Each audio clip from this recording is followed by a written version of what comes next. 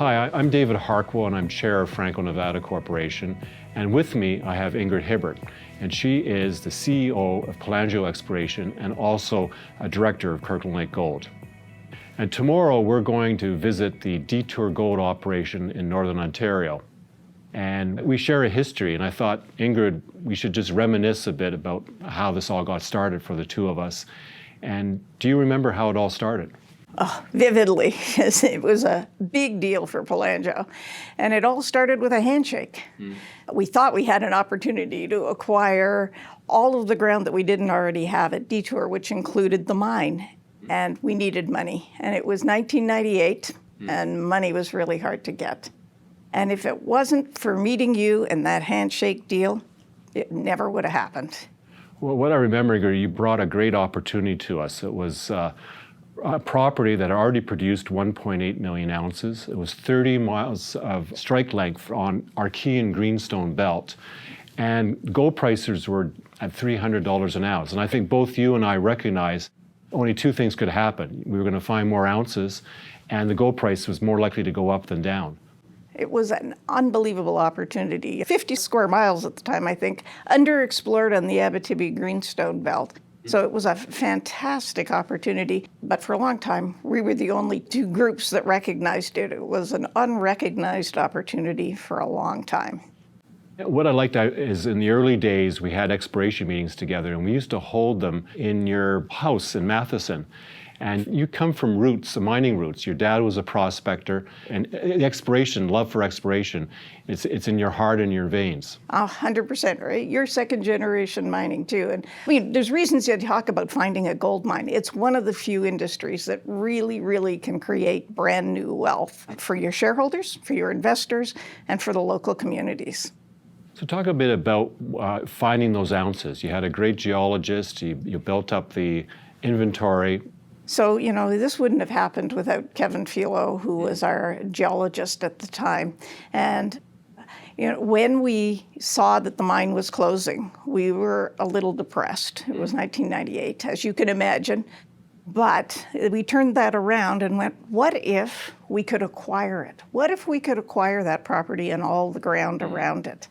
And as a result of your deal and, providing funding, we were able to acquire it. We were able to re-look at it and look at it now as an open pit and do exploration. But unfortunately, or fortunately, those things take time. So they were happening at the same time as the gold price was going up.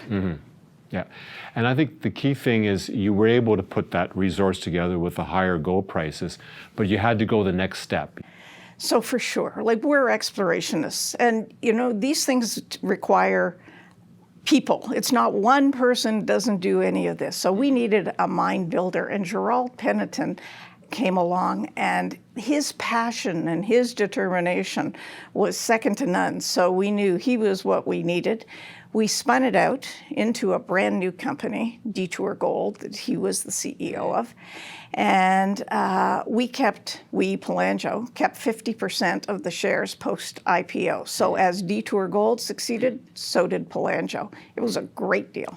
So it became, I think, thanks to your exploration work through Peniton's mine building, a multi-billion-dollar asset and a great success story. So it started producing in 2013, quickly became the second largest gold mine in Canada. So a great achievement. But it wasn't easy. I mean, Gerald had to have energy and determination to raise that, what was it, $2.8 billion to get that done.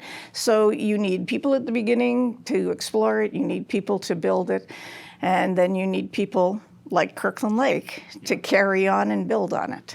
So I have to give Kirkland Lake Gold and Tony McCouche credit for recognizing the opportunity. I think they bought it at an opportune time. And then since that acquisition, it just seems the mine has been getting better. Throughputs, grades improving, the gold price is improving. So everything is a tailwind for the operation. 100%. They were, kudos to them for recognizing the opportunity, and kudos to them for carrying on aggressive exploration and showing the potential that this project has to continue to grow. So now we have over 20 million ounces of resources, and I'm delighted Franco-Nevada has a 2% royalty on all those ounces. But I think both you and I were even prouder of what it means for Northern Ontario. Maybe you speak about that.